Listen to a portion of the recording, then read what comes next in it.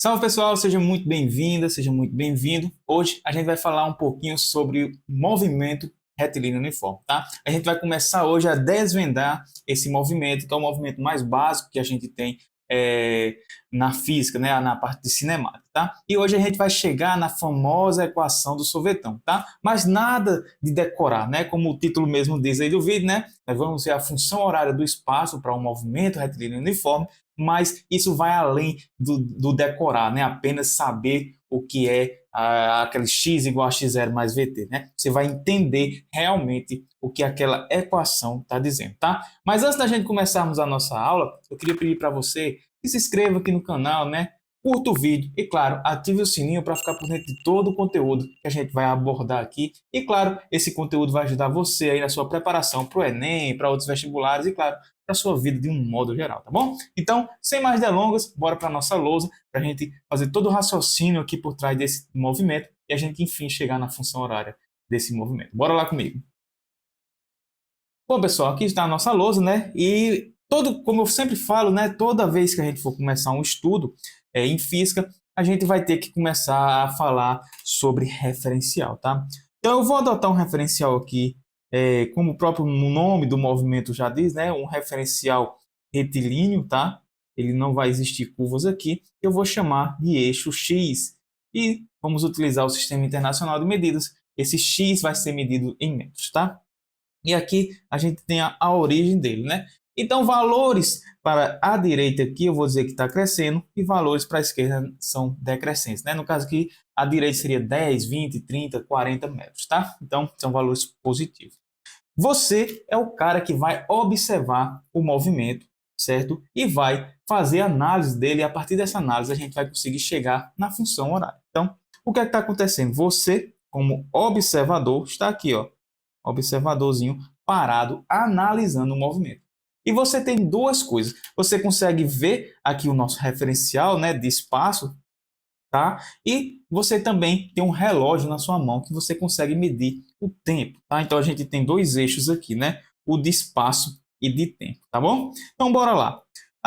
Em um determinado tempo qualquer que você não está marcando ainda no seu relógio, tem uma bolinha que já está em movimento, certo? Ó, essa bolinha já está em movimento, certo? Com uma certa velocidade v, de módulo v, né? E a gente quer realmente agora descobrir qual é o valor dessa velocidade, né? Ou se eu consigo equacionar aqui a posição em função do tempo, né? Saber qual é a posição da partícula à medida que o tempo passa, tá? Então é isso que a gente quer fazer aqui. Então a gente vai partir disso tentando descobrir a velocidade, como é que a velocidade se comporta nesse movimento, tá? Então no instante zero aqui você ainda não está marcando o seu relógio e a bolinha está com movimento com velocidade v, legal?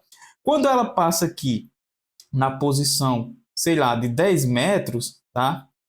Aí você diz o seguinte, a velocidade dela é v, não mudou. Aí você diz, não, nessa posição aqui, ó, de 10 metros, certo? Eu vou começar a analisar o meu movimento. Então aqui você solta o relógio. Então seu tempo inicial aqui, ó, o 0 segundo, é nesse instante. E aqui a gente chama isso de tempo inicial, o T0, tá? E aqui em cima a gente diz que a posição inicial, o x0, nesse caso aqui para nós, foi quanto? De 10 metros. Legal? Tranquilo?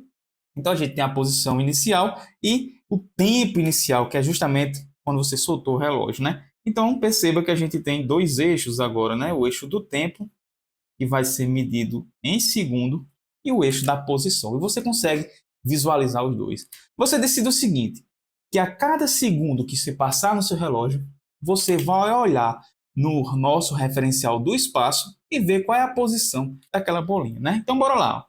Passado um segundo, né? Agora aqui, ó, no tempo de um segundo, você olhou para o nosso referencial aqui, né? Para a nossa régua aqui, nosso referencial, e você percebe que a bolinha agora está com a mesma velocidade v, mas agora ela está na posição de 20 metros, legal? Então, você está associando a cada tempo a uma posição no espaço.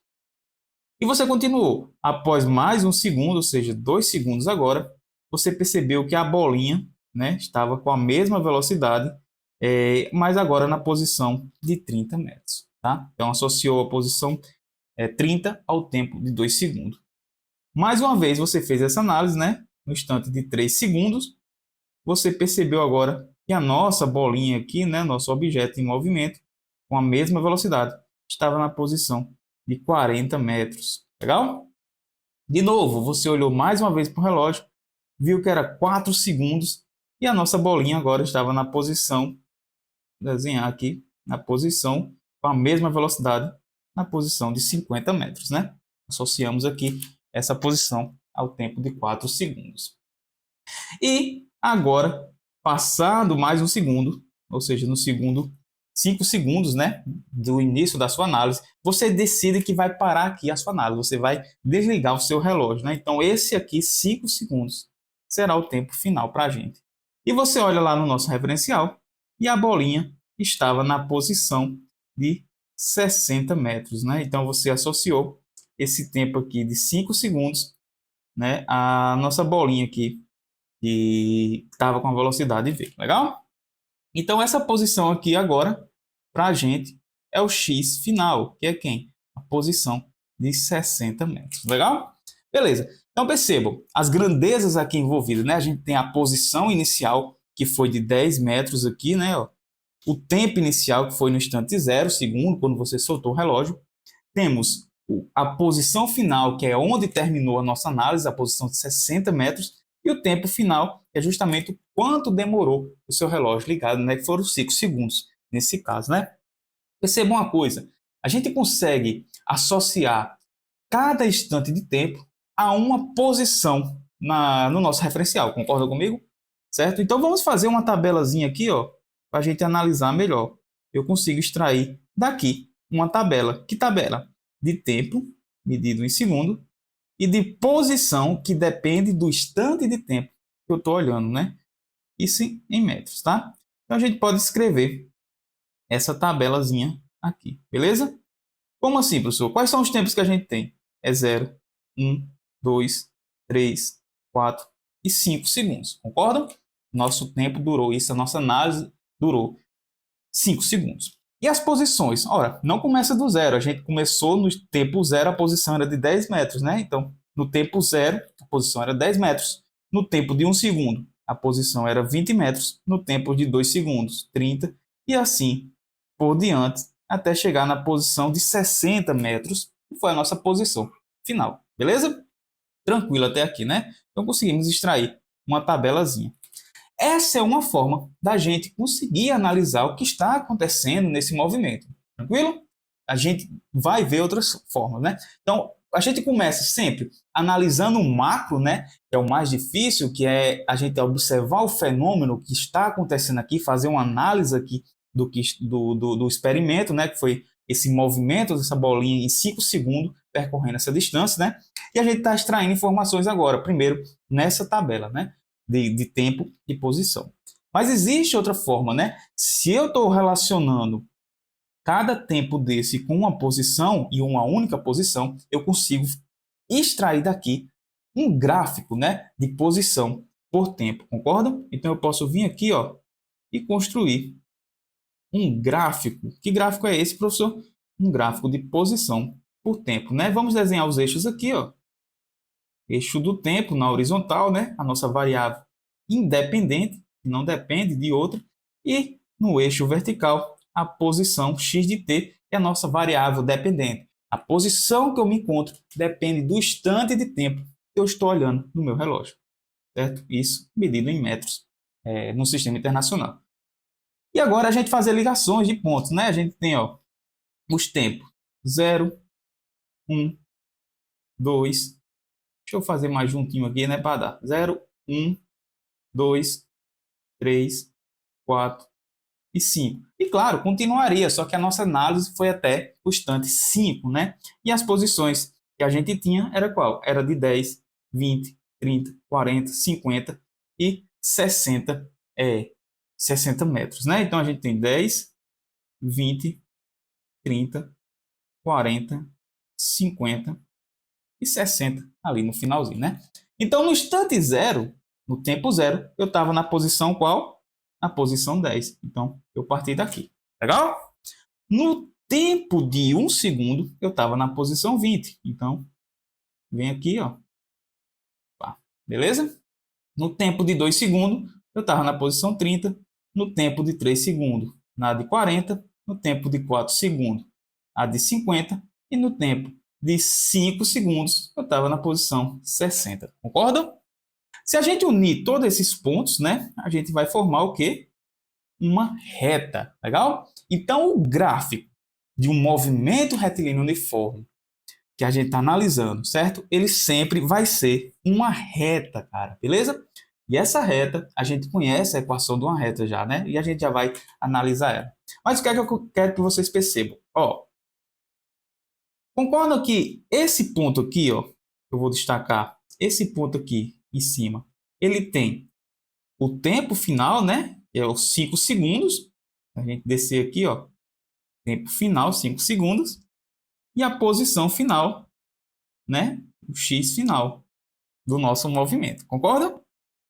Esse ponto aqui embaixo tem o quê? Por sua vez, a gente tem o tempo inicial e a posição inicial. Beleza? São pontos importantes. Por quê? Veja o tamanho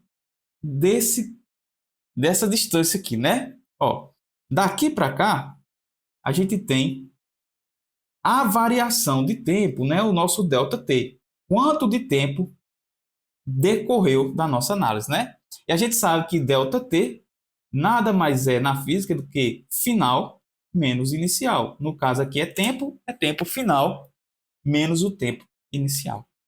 Se a gente olhar agora aqui do lado, ó, daqui para cá, né? A gente saiu da posição inicial, chegou na final, ou seja, isso daqui é o meu deslocamento, né? O tanto que eu andei, meu ΔX. E como disse, delta é final menos inicial, no caso da posição final menos posição inicial, né? Concorda? Beleza. O que mais, professor? Ó, veja que eu formei um triângulo retângulo aqui, né? Com os catetos ΔT, ΔX, né? E um certo ângulo de inclinação aqui, que eu vou destacar aqui de verde, que eu vou chamar de θ. Legal? Professor, tem alguma função trigonométrica que eu consigo relacionar a inclinação dessa reta com o ângulo e com os dois catetos que eu conheço? Tem, e a gente conhece, né? É a tangente, tá? A gente sabe que a inclinação de uma reta, deixa eu colocar aqui, a inclinação dessa reta, ela é igual à tangente do ângulo θ, né? Se eu calcular a tangente desse ângulo θ, eu consigo saber a inclinação da reta, se ela é mais inclinada, se ela é menos inclinada, se a inclinação dela é zero, se a inclinação dela é positiva, se a inclinação dela é negativa. Tudo isso eu consigo tirar, extrair essa informação calculando a tangente do ângulo θ, né? Beleza, o que mais, professor? Ora, a gente sabe que a função tangente em um triângulo retângulo, a gente pode calcular como sendo cateto oposto ao ângulo, que no caso é o ΔX, sobre o cateto adjacente, que no caso é o ΔT. Aí para um pouco, cara, e pensa aqui comigo o seguinte. ΔX é medido em quê? ΔX é medido em metros. E tempo é medido em quê? Em segundo. Ora, isso está me dizendo que a variação da posição por segundo é igual à inclinação da reta, que por sua vez é igual à tangente de θ. Mas se a gente lembrar um pouquinho da definição de velocidade média, a gente sabe que velocidade média nada mais é do que a variação da posição metros por segundo, né? Por tempo, por unidade de tempo. Então isso daqui, ΔX por ΔT, nada mais é do que uma velocidade média do movimento desse carinha. Legal? Então, quando eu olho para a inclinação da reta, nesse caso, eu estou olhando para a velocidade média porque esse objeto está se movimentando. Simples assim. Se ela for muito inclinada, quer dizer que a velocidade média desse cara é muito elevada, é alta, né? Se a inclinação dela for na horizontal, a inclinação for zero, quer dizer que a velocidade do carinha é zero. Se a inclinação for para baixo, né, negativa, quer dizer que a velocidade tem um valor negativo contrário ao nosso referencial, beleza? Então, quando eu olho para a inclinação da reta do gráfico da posição por tempo, a gente está olhando, na verdade, para essa velocidade média. E olha que louco. A inclinação de uma reta, cara, ela é constante, ela não se altera. Depois que eu defino o ponto final e o ponto inicial dessa função, essa reta tem uma inclinação que não é alterada, ela é constante. E, por sua vez, se a inclinação da reta é constante e a velocidade é a própria inclinação da reta, quer dizer que essa velocidade média é constante. Concordam? Beleza. Então, a velocidade média, nesse caso, é constante. Mas a velocidade média, a gente pode dizer que é um tipo de velocidade, porque existe a velocidade instantânea, se a gente lembrar, que a cada instante a gente olha a velocidade. Por exemplo, no instante 0, a gente tinha uma velocidade, por exemplo, 10 metros por segundo. No instante 1, 20 metros por segundo. Nesse caso, não. Como a velocidade média é constante, quer dizer que em todo instante de tempo que eu olhar, qualquer segundo que eu olhar, a velocidade desse carinha tem que ser igual para que essa média seja constante. Então, o que eu estou querendo te falar é que a velocidade média, certo? Velocidade média, nesse caso aqui do movimento retilíneo uniforme, ela é igual à velocidade instantânea do movimento, que eu vou chamar simplesmente de v. Legal? Beleza, professor. E agora? Ora, vamos reescrever essa função aqui de cima. Ó. Eu digo que velocidade nada mais é do que o ΔX sobre o ΔT, concorda? E essa expressão a gente já conhece de longe aí, né? Vamos abrir esse carinha aqui, né? Quem é o ΔX? Ora, é posição final menos posição inicial, dividido por tempo final menos tempo inicial. O tempo inicial do meu movimento foram quantos? Ó, foi 0. Eu comecei, soltei meu relógio em 0 segundos. O que sobra aqui? Eu posso passar esse TF multiplicando e eu vou ter o seguinte. Velocidade vezes o tempo final é igual a x final menos x inicial. Passa o x inicial, x0 para o outro lado, eu vou chegar na expressão que é o seguinte. X final é igual a x0 mais v vezes tempo final. Você conhece essa equação, cara? Essa é a função horária do espaço que a gente estava buscando, concorda?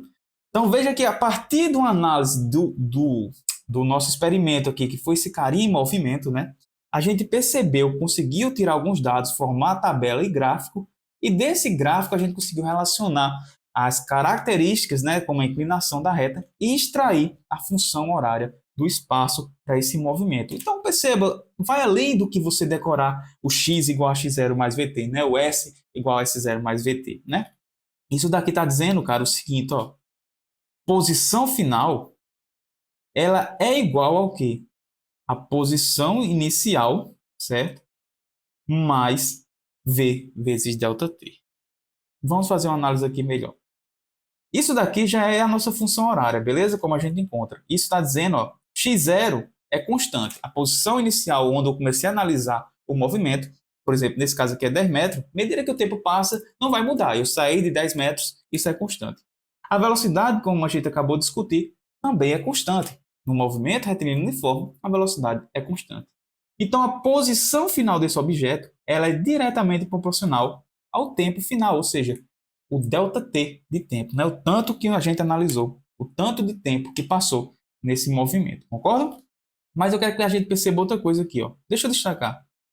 Quem é V vezes ΔT, cara? Quem é esse carinha aqui? Deixa eu colocar aqui embaixo do lado, certo? Olha para cá, para essa expressão aqui, ó. Vamos isolar o ΔX, certo? ΔX, nesse caso, vai ser quem? V vezes ΔT. V vezes TF, né? Quem é? V, T final menos T inicial. O que a gente sobra aqui é V vezes TF. Então, ΔX nada mais é do que velocidade vezes o tempo final. Eu tenho aqui. Então, eu posso, além de usar essa expressão 1, eu posso dizer que a posição final nada mais é do que a posição inicial mais o meu deslocamento. Concordam? Isso faz sentido para vocês? Por quê? Ora, eu estava em 10 metros, me desloquei 50 metros, minha posição final é 60 metros, né? E isso tudo é a mesma expressão, a gente só está manipulando para expressar elas de forma diferente, beleza? Tranquilo. Então, era isso que a gente queria encontrar, a função horária do movimento retilínea uniforme e a gente conseguiu chegar nela. Agora a gente tem que fazer uma análise desse movimento, porque algumas coisas aqui são bem explícitas para caracterizar quando o movimento é retilíneo e uniforme. Perceba, a cada variação de 1 segundo, ou seja, a cada ΔT de 1 segundo, quantos metros eu andei aqui no espaço? Eu tive um deslocamento, ΔX, de 10 metros. Então, olha aqui, no próximo segundo que se passou, ou seja, 1 segundo, quanto foi que eu andei aqui no espaço? De novo, mais 10 metros. Então, perceba esse padrão. A cada intervalo de tempo que eu desloquei, no tempo, né, eu andei aquela quantidade no espaço. Ou seja, para o movimento retilíneo uniforme, eu vou percorrer distâncias iguais para o mesmo intervalo de tempo. Então, se em 1 segundo eu andei 10 metros, no próximo segundo eu vou ter obrigatoriamente que andar 10 metros. Mais 1 segundo, mais 10 metros. Mais outro segundo, mais 10 metros. Faz sentido? Beleza? Acompanhou? Então perceba que eu tenho uma relação direta, certo? 1 segundo, 10 metros nesse caso, né? Então, para cada variação de tempo, eu vou deslocar no espaço uma quantidade de ΔX, beleza? Tranquilo. E outra coisa que caracteriza esse movimento é que a velocidade é constante para qualquer intervalo de tempo que a gente analisar, que a gente olhar ali, a gente vai ter uma velocidade que não se altera o seu módulo, nem sua direção, nem o seu sentido. Legal? Tranquilo? E as nossas funções horárias tá aqui. Essa daqui a gente queria chegar e aqui é outra forma da gente visualizar o que a gente estava enxergando, querendo buscar, que era a nossa função horária, né? A mesma coisa. Beleza? Então, a nossa aula por hoje é isso, tá certo? Chegamos na nossa função horária, onde a gente queria mostrar para vocês, não apenas decorar, né? S igual a S0 mais VT, mas mostrar como o processo para você chegar nessa função. Beleza? Bom, pessoal, é isso. Espero que vocês tenham gostado da aula, espero que vocês tenham acompanhado todo o raciocínio por trás disso e perceber que não é simplesmente você decorar a fórmula, porque esse passo a passo aqui você não encontra em apostilas de cursinhos. Você tem que ir aprofundar o seu conhecimento para você conseguir a sua aprovação aí no seu Enem, vestibulares, onde você quiser fazer, estudar e, claro, se aprofundar nos seus estudos para a vida, tá bom? Então é uma forma diferente de você enxergar o movimento retilíneo uniforme, tá? Depois a gente vai ter uma aula sobre gráficos, tá certo? Espero que vocês tenham gostado. Qualquer dúvida, comenta aqui embaixo, tá? Que eu vou responder o mais rápido possível. Me segue no meu Instagram para ficar por dentro de todo o conteúdo. E por hoje é só. Forte abraço e até a nossa próxima aula.